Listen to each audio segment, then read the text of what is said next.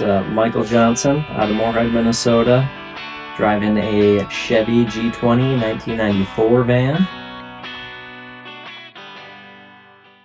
So I was working up in Castleton, North Dakota, doing electrical as I do, and took a different way back home because I hate being in heavy traffic. So I was like, I'm gonna take some back roads, and ended up seeing this little van behind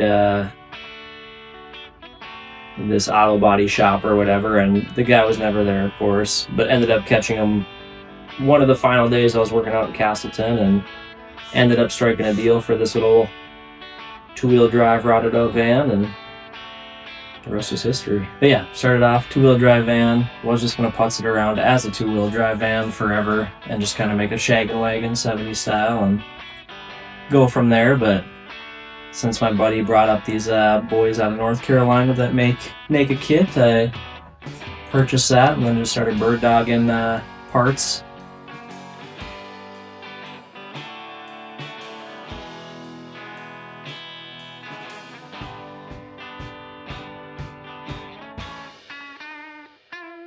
It's all square body axles, got a 14 bolt rear end.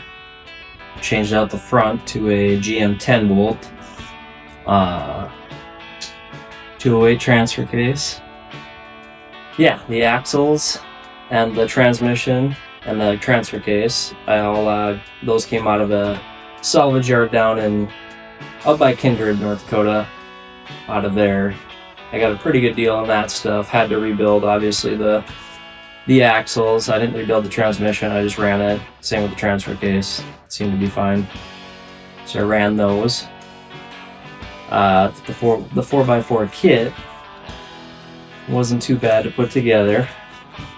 Pretty straightforward. It had a 4.3 motor in it that came originally with the half ton.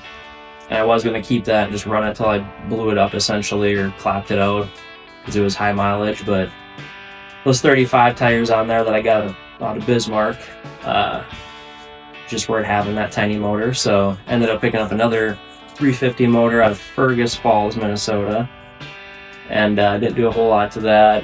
Tightened up a couple things on it, ended up swapping that in. Not too many issues, couple fuel issues, but all went pretty smooth. As a 1994, I wanted it to look like a 70s style because that's a lot cooler, so I backdated the rear tail lights, the 71 to 77 style, which is pretty easy to do. You just got to cut the buckets a little bit bigger and add some little fillers in there, not too bad. And then the front grille, also backdated that to 70 to 77 style, and on that it wasn't too bad to do either. You got to do some cutting along the front and kind of pull it down, test fit it, cut in some round bucket lights, weld those in. Not too major, I guess, but yeah, bubble coffin port windows came out of I think it's Portland, but customvanner.com does them, and they do a bunch of different styles, and I opted out for the coffin style because I'm just that kid, little goth boy, I guess, but that's my style.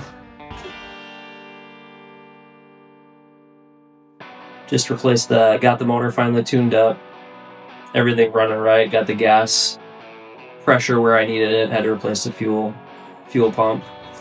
But came down to Bismarck for a shakedown run, trailered it down here. Just figured it'd be a good test to hammer that motor and all the drivetrain and see what happens.